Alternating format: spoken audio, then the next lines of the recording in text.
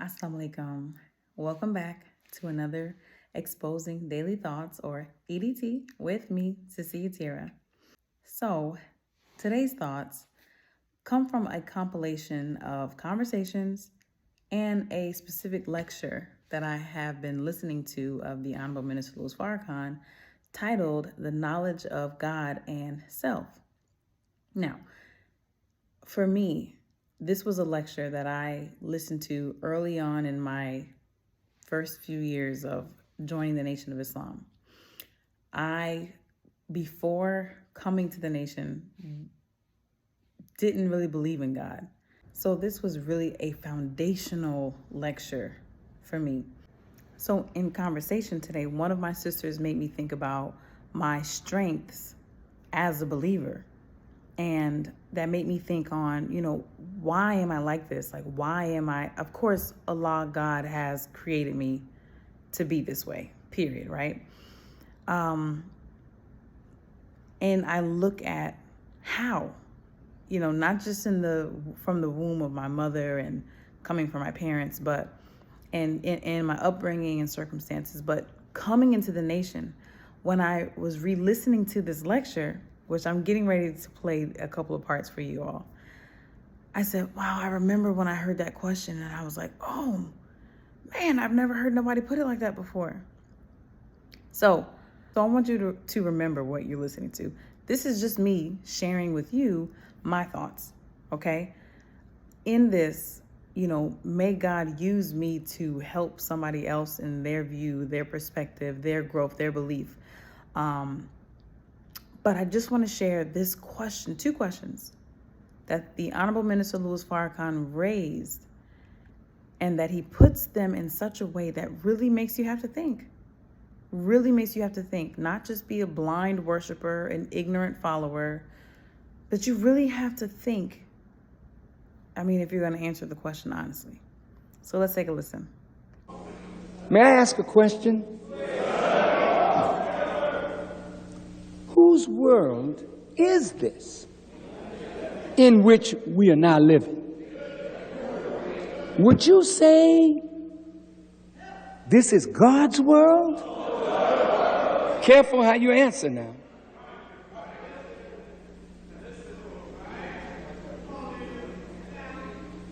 Now, of course, in order to understand language, we should have to define terms so we know that we are on the same page when we talk about a world. I know whose universe this is.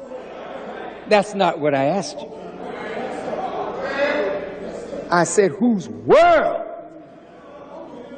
is this? Okay. I just have to pause it right there. Do you hear the clarity in his words? It's that kind of clarity that's like, yeah, there's a difference between, he didn't say planet Earth, whose planet is this? He said, whose world is this? We're going to listen on, and he says more. I just want y'all to follow what is being said.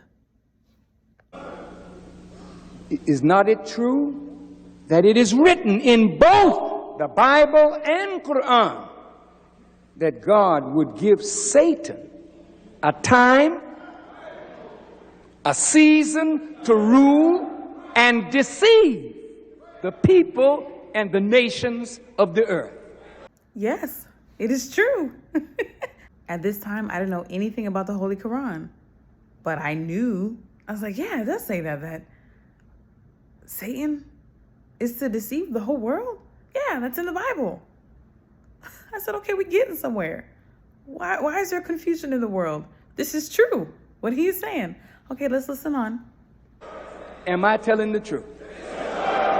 Is that what's in the Bible? Is that what's in the Holy Quran? Okay. All right. So if God is giving Satan a time to rule, two things can't occupy the same space at the same time. So if Satan is ruling, God steps back and gives Satan the freedom to deceive.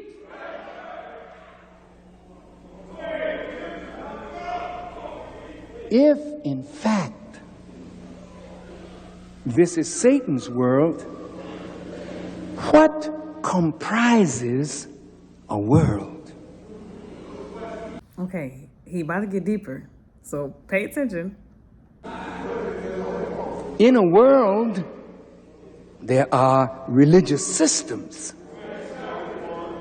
There are political systems. There are educational systems. There are economic systems. There are systems of jurisprudence. There are kings and rulers and governments. Architecture, art, culture. All of this goes for a world. Well, can I ask a question now? Did you hear all the systems that he named? These are the systems that make up a world.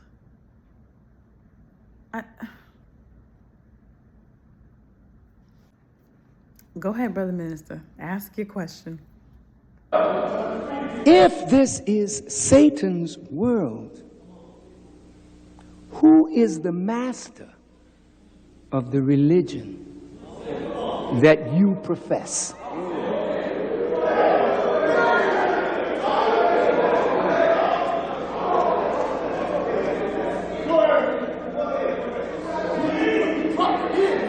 Now, look, brothers, sisters, look, I want you to think with me, because I'm a Muslim.